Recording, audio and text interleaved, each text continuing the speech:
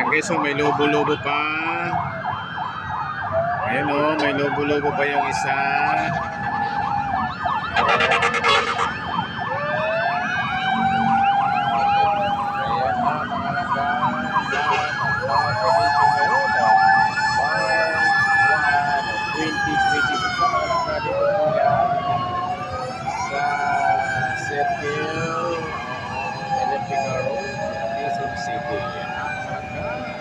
Yung nakikita nyo na yan guys, sa Butang Fairview.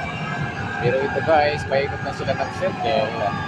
Nag-aalarma dahil na fire, prevision na naman ang mga langka para maging kalampag-kalampag sa ating mga kababayan. Para maging alerto tayo sa mga ng sunog.